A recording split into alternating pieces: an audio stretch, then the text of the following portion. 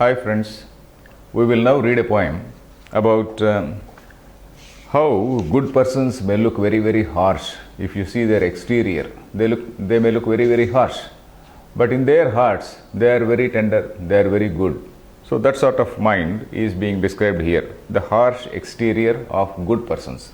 I will read the shloka, you please read after me. I will explain the shloka, then we will close repeating the shloka. Narikela phalakaraha Sajjanas santi bhutale Anye badarikakaraha Bahireva manoharaha. So he is telling about two types of people, that is Sajjana and Durjana. Sat plus Jana is Sajjana, that is a good man. Dur plus Jana, Durjana, a bad person. A good person against a bad person. So it is not always that a good person is very harsh. A good person need not always have a harsh exterior. But sometimes, or maybe many times, a good man, because he is not used to pleasing others, he is not used to telling untruth, because a bad man, he is an expert in telling untruth. A good man, he is only habituated to tell truth. He is habituated to tell only what is there, what he sees as it is. So sometimes it may be unpleasant, and sometimes he may tell it in such a way that it is rather harsh. So a person who is a really good person, who means good to everybody, so sometimes he can be harsh. And he is compared here in this particular poem to a narikela. Narikela is a coconut.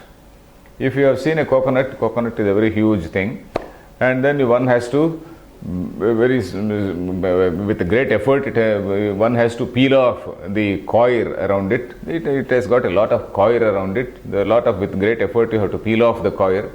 And again, the fruit that phalam is very tough. It has got a very tough exterior. So one has to break it with some stone or something like that. Maybe some people who may do some kung fu or something, they may beat it with a fist. But then otherwise, you have to break it with a stone. And then when you break it open, the inside, the kernel is supposed to be very good. It is said to be very good for health. So that is narikela. So it is having a harsh exterior, you have to break it open, and then when you go inside, it is so good. Then the other person, Durjana, is like a berry, a nice berry. There is an Indian berry called badarika. It is called, in Medi Pandu we say, in Telugu we say Medi Pandu, badarika. And then it is say fruit of the size of a lemon. It is fairly reddish in color, and then it is also oval shaped. And then when you break it, there will be some small insects inside, some worms, small insects, some small flies inside.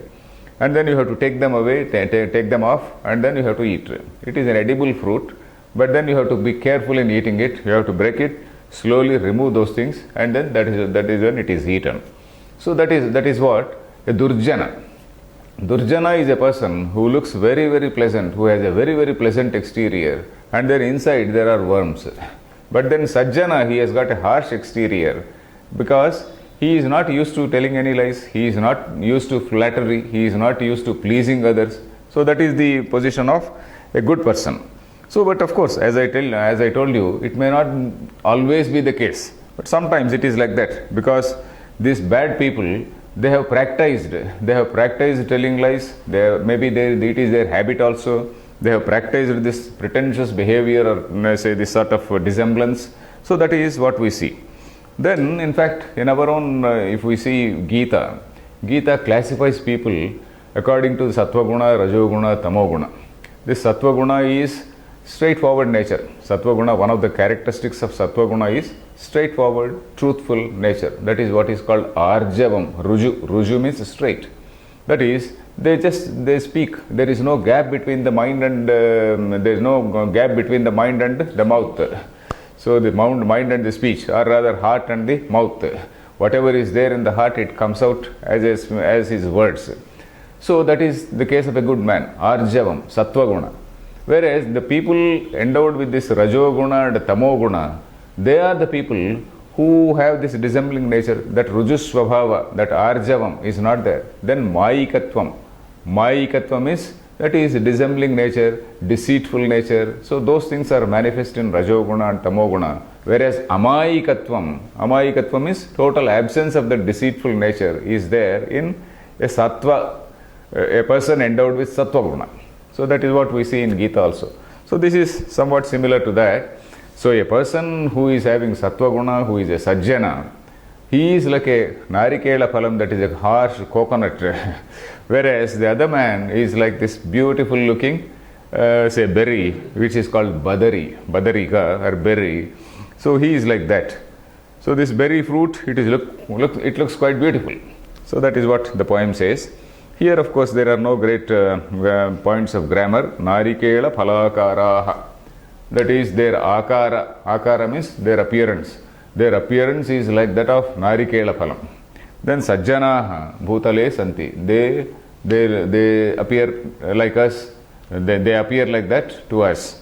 And then Anye means the others. Badarika Karaha. They look like those berries. Bahireva, Bahihieva. That is only outwardly. Manoharaha. Manaha Haratiti. Manoharaha. Manaha Harati means they steal the mind. They steal your heart, they steal your mind. So they are so pleasant outwardly. They steal your Manohara literally means stealing the mind. Manaha haratiti manoharaha.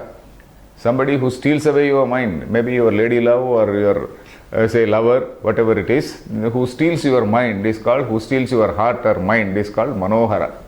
So Bahireva Manohara, they are outwardly Manohara. But inwardly they are not good. So that is what is the poem. We will repeat the poem. Narikela Phalakaraha Sajjanas Santi Bhutale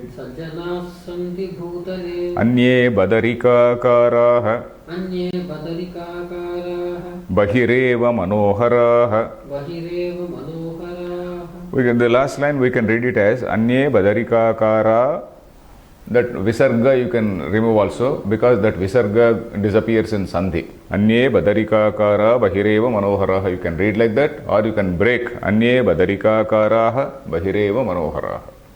Okay, fine.